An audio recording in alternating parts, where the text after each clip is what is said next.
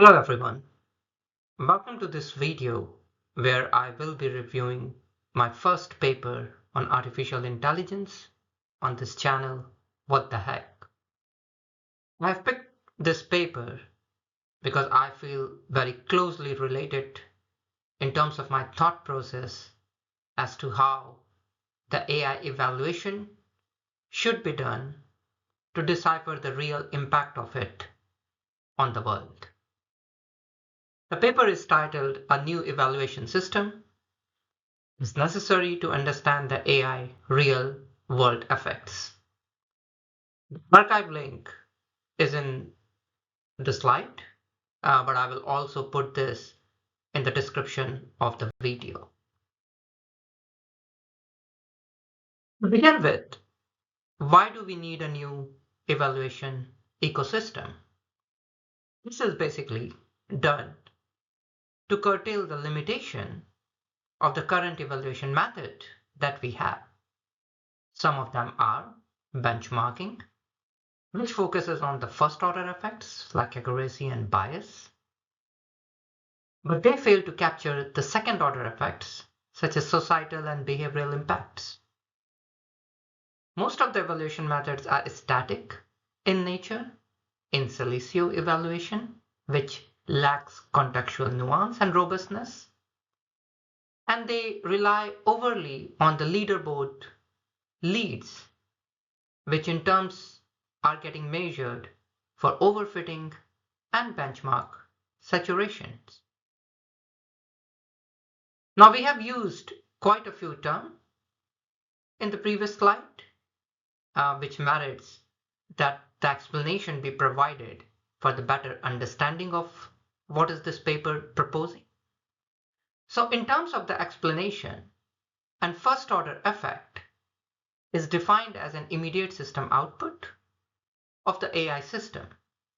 And this output is dependent on what has been inputted.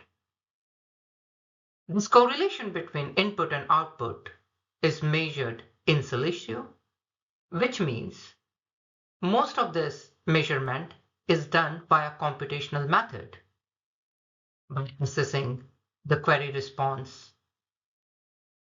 pairs. What they actually measure? The first order evaluations are primarily focused on question about what is the system is capable of doing based on a given input.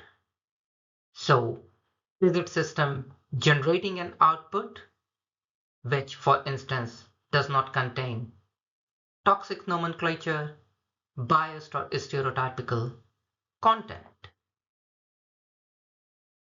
If we then look into the second order effect, and second order effect refers to any long-term outcome or consequences that may arise from the use of AI in the real world scenario.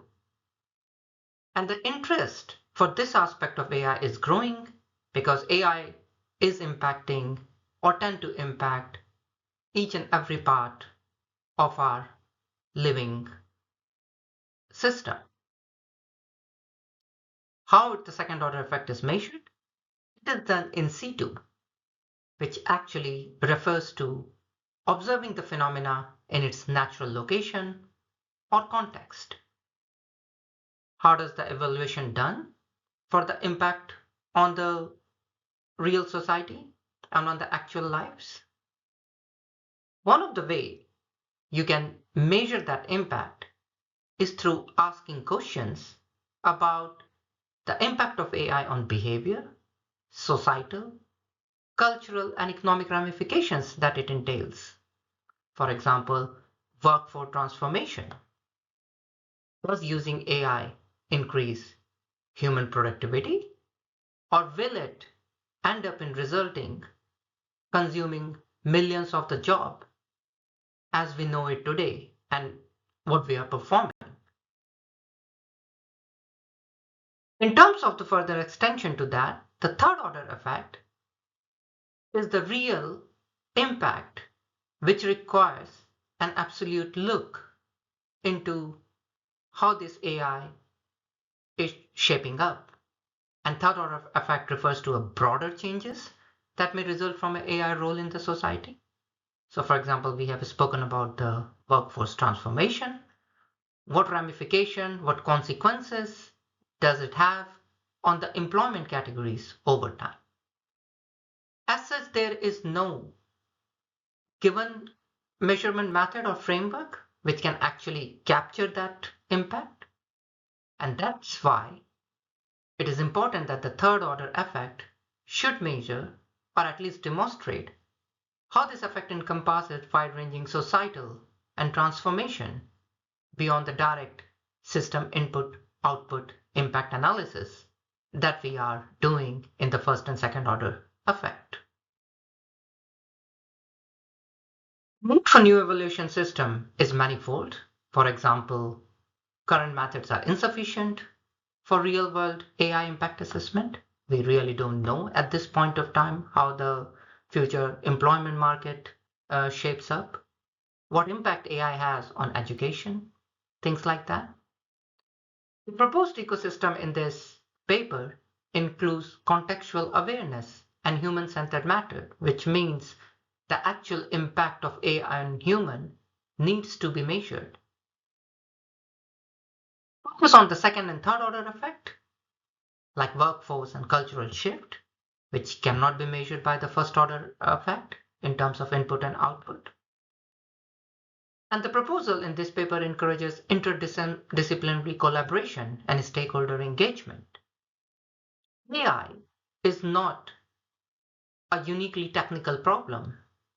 It is, if anything, technical, but also socio-technical, governance, legal, and has much wider ramification than a simple system input and output. This paper has proposed a couple of frameworks. One of them is value sensitive design framework, which is basically to conceptualize a theory of change and systemize the real world concepts. Empirical in its nature, to use field testing and stakeholder feedback to get data, to get the feedback on the real employment impact of AI. Technical in nature, to apply insight to improve the AI system and governance. For example, improving the capability of AI when it gets implemented in education or medical fields. And support a continuous way of improving this. This is not a one-time exercise, but it has to be a continuous journey. The other method proposal is a contextual evaluation method, which encompasses field testing to observe the real user in a semi-controlled environment so that nothing bad happens or being done by the AI system. Just the emergent behavior and feedback loop, something that you may not foresee, and it emerges as the system is being used. So it is important that those emergent behavior has a continuous feedback loop towards the improvement of AI system. Red teaming, go with the adversarial mode to attack in a controlled manner to uncover vulnerabilities of the AI system. And do include at the governance level and also at the socio-technical level the experts, the public, for the approaches being taken so that it is all encompassing.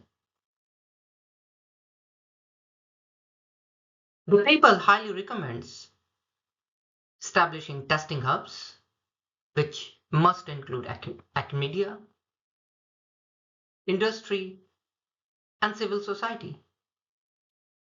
Encourages stakeholder participation in defining the context and the risks. So it should not all be given as an absolute power to big tech companies and giants who are pouring in billions and billions of dollars to build this capability. Develop a scalable, reproducible, and transparent evaluation method. So even if an output is given based on an input, it must be clearly defined how the system has arrived at that output. And balance the automation with human insight for comprehensive assessment so that the continuous feedback loop is used to make the system better and better and to improve its impact on human lives. I'll stop here. This is my first attempt to uh, uh, to refine a paper in a short video. So I hope you will like it. Please do provide me feedback. Until then, thank you very much and keep learning.